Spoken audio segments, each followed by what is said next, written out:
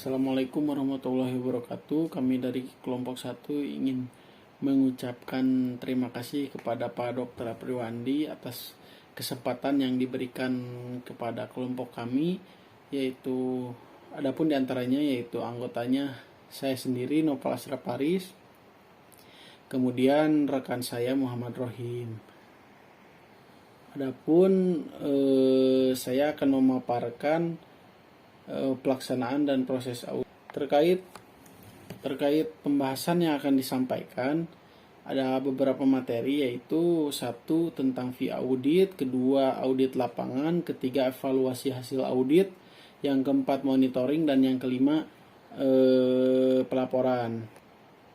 Terkait fee audit, saya akan menjelaskan. Menurut Mulyadi, fee audit merupakan biaya yang diterima oleh akuntan publik setelah melaksanakan jasa auditnya.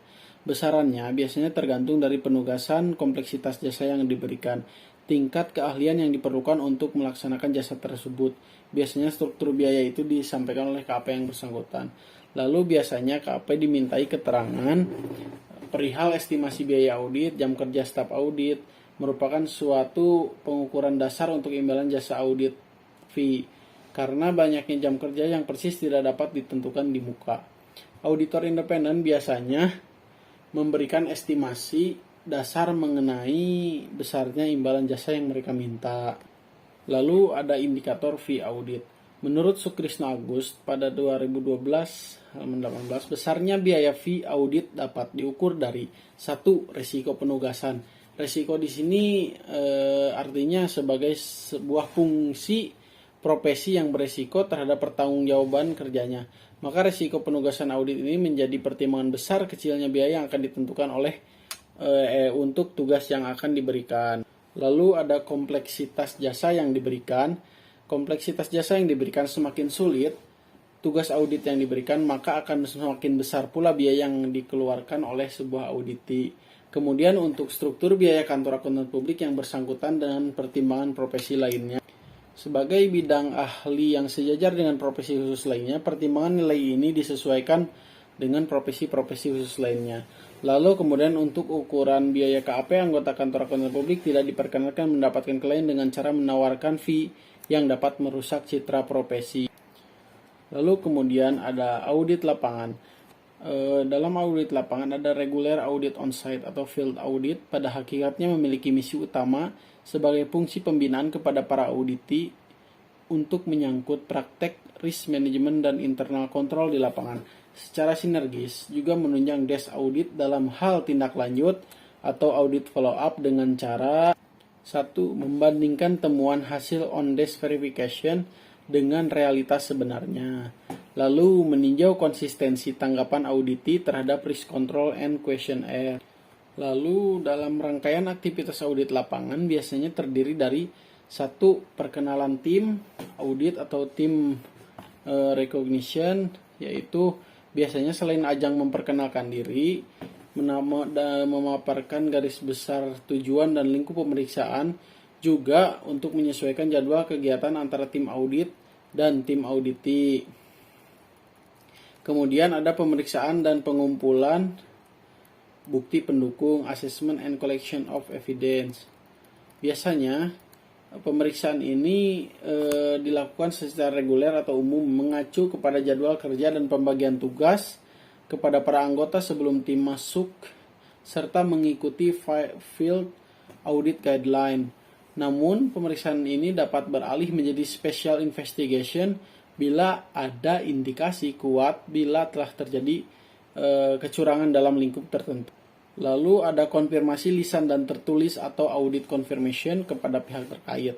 Di sini untuk berfungsi untuk mendapatkan gambaran yang utuh mendalam, sebaiknya konfirmasi tertulis atas suatu masalah yang dibuat setelah seluruh lingkup diperiksa, meski sebenarnya bisa dikeluarkan sepanjang waktu penugasan.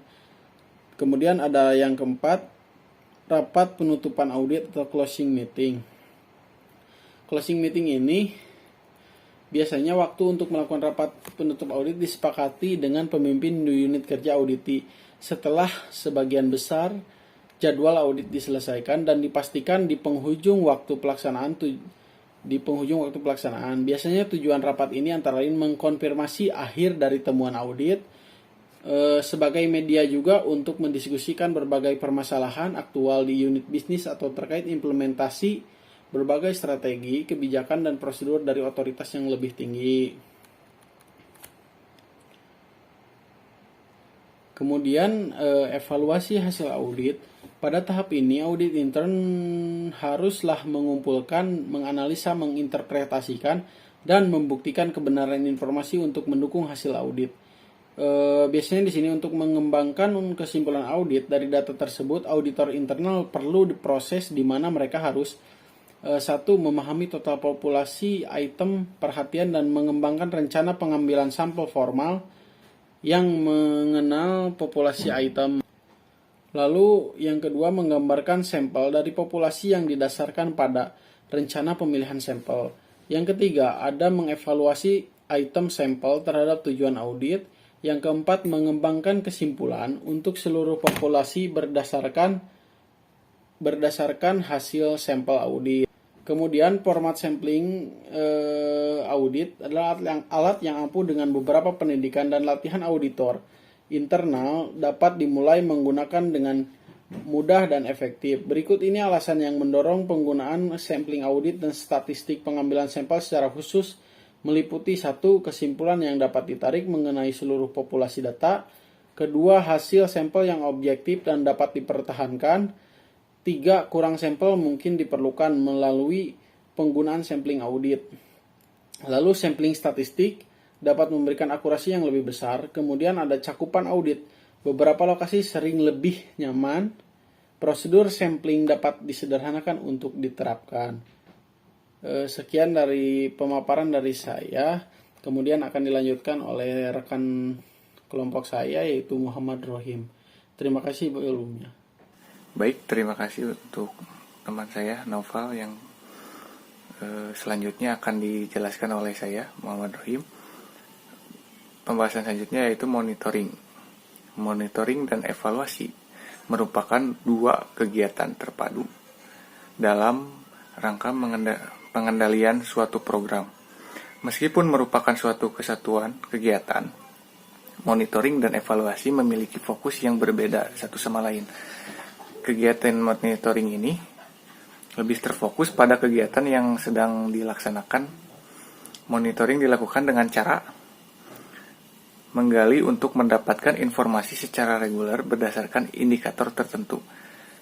Dengan dimaksud mengetahui apakah kegiatan yang sedang berlangsung sesuai dengan perencanaan dan prosedur yang telah disepakati. Indikator monitoring mencakup esensi aktivitas dan target yang ditetapkan pada perencanaan program. Apabila monitoring dilakukan dengan baik, akan bermanfaat dalam memastikan pelaksanaan kegiatan tetap pada jalurnya. Jadi sesuai dengan pedoman dan perencanaan program. Juga memberikan informasi kepada pengelola program apabila terjadi hambatan dan penyimpangan, serta sebagai masukan dalam melakukan evaluasi. Nah, di sini yang selanjutnya, monitoring mempunyai 4 fungsi, yaitu ketaatan, pemeriksaan, laporan, serta penjelasan. Ketaatan bisa disebut juga compliance, yaitu monitoring menentukan apakah indikator, administrator ya staff, dan semua yang terlibat mengikuti standar dan prosedur yang telah ditetapkan. Yang selanjutnya ada pemeriksaan, yaitu lebih kepada auditing. Monitoring menetapkan apakah sumber dan layanan yang diperuntukkan bagi pihak tertentu, yaitu targetnya, telah mencapai mereka. Jadi yang selanjutnya ada laporan, yaitu lebih berfokus pada akunting. Monitoring pada pelaporan ini menghasilkan informasi yang membantu menghitung hasil perubahan sosial dan masyarakat sebagai akibat implementasi kebijakan sesudah periode waktu tertentu. Yang terakhir ada penjelasan atau explanation. Monitoring menghasilkan informasi yang membantu menjelaskan sebagaimana atau menjelaskan bagaimana akibat kebijaksanaan dan mengapa antara perencanaan dan pelaksanaannya tidak cocok. Nah, hal yang paling menjadi prinsip dalam pelaksanaan monitoring dan evaluasi adalah acuan kegiatan monitoring adalah ketentuan-ketentuan yang disepakati dan diberlakukan. Selanjutnya, sustainability. Kegiatannya harus terjaga. Dalam pelaksanaannya, objektivitas sangat diperhatikan dan orientasi utamanya adalah pada tujuan program itu sendiri. Nah, adapun prinsip-prinsip monitoring sebagai berikut. Nomor 1, monitoring harus dilakukan secara terus-menerus. Nomor 2, monitoring harus menjadi umpan balik bagi perbaikan kegiatan program organisasi. Yang ketiga, monitoring harus memberi manfaat baik terhadap organisasi maupun terhadap penggunaan produk atau layanan. Yang keempat, monitoring harus dapat memotivasi staf dan sumber daya lainnya untuk berprestasi. Yang kelima, monitoring harus berorientasi pada peraturan yang berlaku. Yang keenam, monitoring harus objektif. Dan yang terakhir, monitoring harus berorientasi pada tujuan program. Yang tahap selanjutnya ada pelaporan.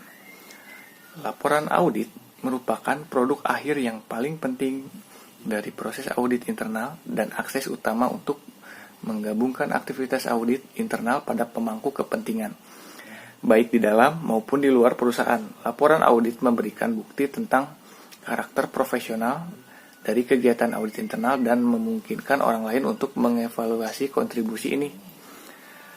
Laporan audit yang efektif tentu saja harus didukung oleh pekerjaan audit berkualitas tinggi. Tetapi pekerjaan audit yang sama dapat dibatalkan oleh laporan yang ditulis dengan buruk atau tidak disiapkan dengan baik. Penyusunan laporan yang jelas dan efektif harus menjadi perhatian utama bagi auditor internal di semua tingkat, dari Chief Audit Executive hingga anggota staf tim audit.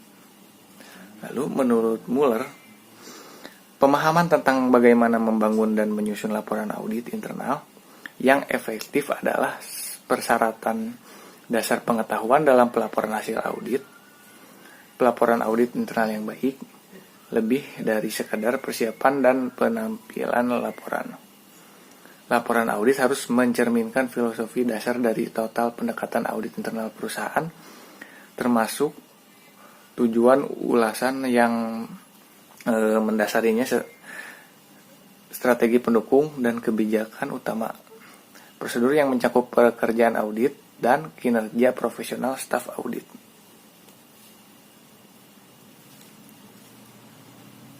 Lalu dikarenakan laporan audit merupakan alat komunikasi utama, auditor internal akan kurang efektif jika komunikasi mereka dengan perusahaan yang lain hanya terbatas pada laporan yang dipublikasikan. Komunikasi juga harus dilakukan melalui wawancara selama pekerjaan lapangan. Penutupan rapat ketika temuan audit pertama kali disajikan, pertemuan dengan manajemen senior dan komite audit untuk memberitahu mereka tentang hasil audit, dan banyak kontak lainnya di seluruh perusahaan. Lalu semua anggota perusahaan audit internal harus menjadi komunikator yang efektif baik dalam kata-kata tertulis dan lisan mereka. Selanjutnya, karakteristik laporan hasil audit internal yang baik memiliki karakteristik.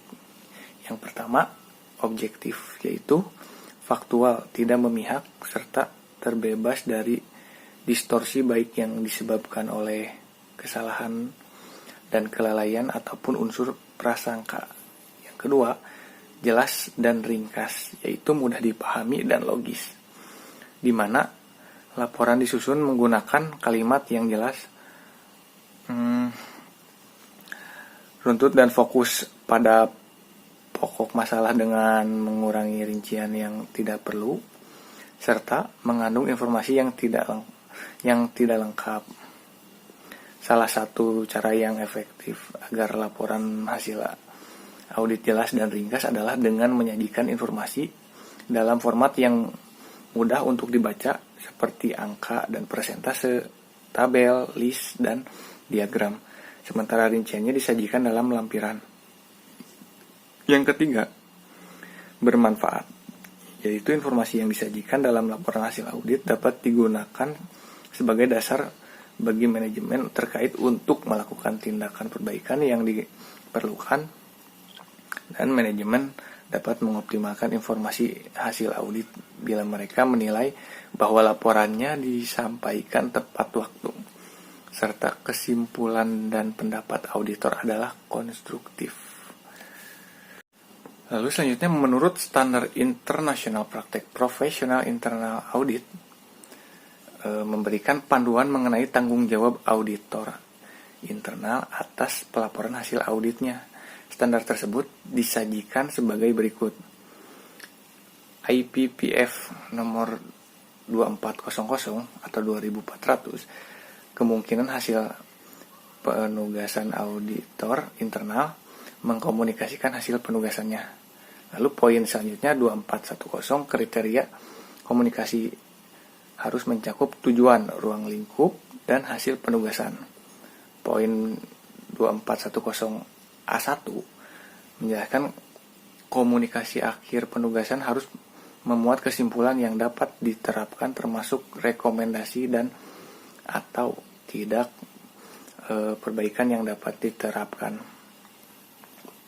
Poin A2-nya, auditor internal didorong untuk dapat mengakui kinerja memuaskan dalam laporan hasil penugasannya.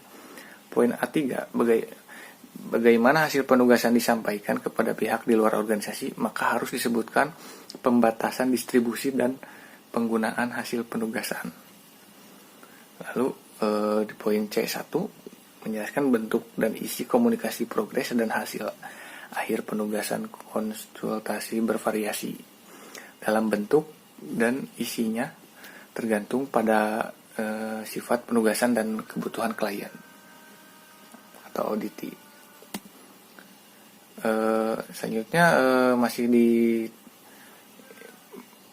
standar internasional praktek profesional internal audit, tanggung jawab auditor internal atas pelaporan hasil audit di poin IPPF 2420 yang menjelaskan kualitas komunikasi yang disampaikan harus akurat, objektif, jelas, ringkas, konstruktif, lengkap, dan tepat waktu. Dan poin-poinnya yang pertama, komunikasi yang akurat berarti bebas dari kesalahan dan distorsi dan didasarkan atas fakta. Poin berikutnya, komunikasi yang objektif berarti adil, tidak memihak, dan tidak berat sebelah, merupakan hasil dari pemikiran adil dan seimbang atas seluruh fakta dan keadaan yang relevan. Selanjutnya, komunikasi yang jelas berarti mudah dipahami atau logis, terhindar dari pemakaian istilah teknis yang tidak penting dan menyajikan seluruh informasi yang signifikan dan relevan.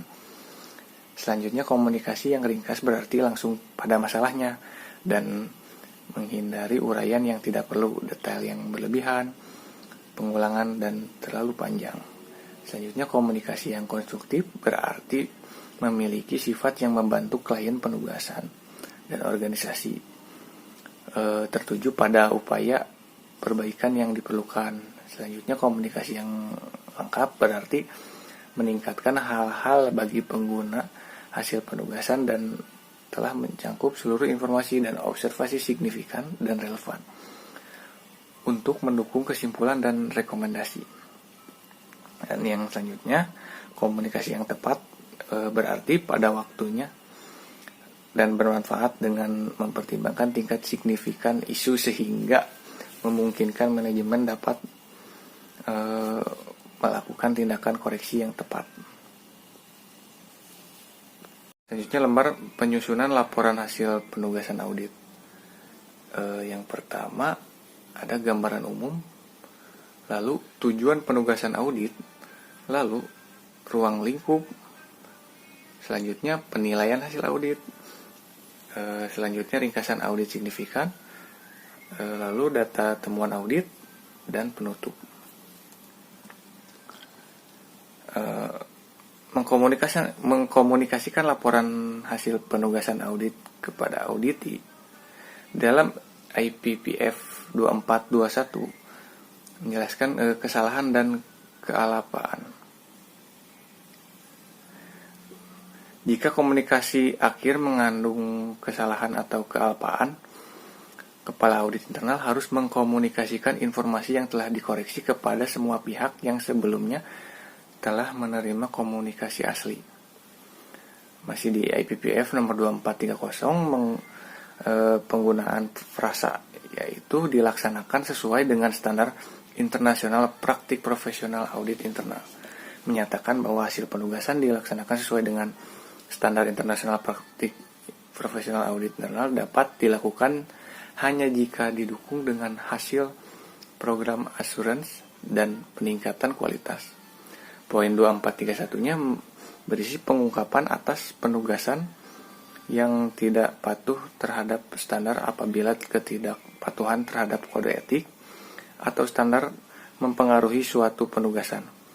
Komunikasi hasil penugasan harus mengungkapkan yang pertama, prinsip atau aturan perilaku kode etik atau standar yang dipenuhi dan dipatuhinya. Yang kedua, alasan ketidakpatuhan. Dan yang ketiga, dampak ketidakpatuhan tersebut terhadap penugasan dan hasil penugasan yang dikomunikasikan. Di poin 2440, penyampaian hasil penugasan kepala audit internal harus mengkomunikasikan hasil penugasan kepada pihak-pihak yang berkepentingan. Interpretasi kepala audit internal harus bertanggung jawab mereview dan menyetujui komunikasi final penugasan sebelum diterbitkan serta menentukan bagaimana dan kepada siapa komunikasi tersebut akan disampaikan. Apabila kepala audit internal mendelegasikan tugas tersebut, dia bertanggung jawab sepenuhnya atas hal tersebut. Masih di poin nomor 2440 A1, poin A1. Kepala audit internal bertanggung jawab mengkomunikasikan hasil penugasan kepada pihak-pihak yang dapat memastikan bahwa hasil penugasan akan diperhatikan. Poin A2-nya, apabila tidak ditentukan lain oleh hukum, ketentuan atau peraturan perundang-undangan yang berlaku sebelum menyampaikan hasil penugasan kepada pihak di luar organisasi, kepala audit internal harus pertama menilai potensi risiko yang dihadapi organisasi, kedua berkonsultasi dengan manajemen senior dan atau ahli hukum sepenuhnya, dan membatasi penyampaian hasil penugasan dengan melakukan pembatasan penggunaan hasil penugasan.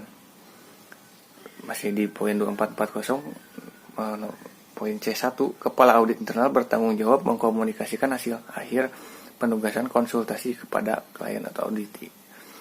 Poin C2-nya, dalam penugasan konsultasi, permasalahan tata kelola manajemen risiko dan pengendalian dapat sekaligus diidentifikasi apabila isu tersebut berpengaruh signifikan terhadap organisasi, maka hal tersebut harus dikomunikasikan kepada manajemen senior dan dewan. Poin nomor 2450 yang terakhir, pendapat umum. Apabila terdapat pendapat umum, maka pendapat tersebut harus memperhatikan strategi, sasaran, dan risiko-risiko organisasi, ekspektasi manajemen senior dan dewan, serta pemangku kepentingan lainnya. Dapat diartikan pendapat umum harus didukung oleh informasi yang cukup, reliable, relevan, dan bermanfaat. Interpretasi komunikasi penugasan ini meliputi yang pertama, ruang lingkup termasuk periode waktu yang terkait dengan pendapat umum tersebut. Lalu batasan ruang lingkup, lalu pertimbangan terhadap proyek terkait lainnya termasuk keterkaitannya dengan penyedia jasa asuransi lain, Selanjutnya ikhtisar dan informasi yang mendukung pendapat. Lalu selanjutnya risiko atau kerangka pengendalian atau kriteria yang lain dipergunakan sebagai dasar pengungkapan pendapat umum atau opininya. Jadi yang terakhir, pendapat keseluruhan, pertimbangan atau kesimpulan yang ditarik. Alasan atas pendapat umum yang tidak memuaskan harus dijelaskan. Dan demikian presentasi dari kelompok kami. Saya dan juga Naufal mengucapkan terima kasih atas perhatiannya. Semoga bermanfaat. Dan jika ada kesalahan mohon maaf dan mohon dikoreksi juga. Sekian dan terima kasih. Wassalamualaikum warahmatullahi wabarakatuh.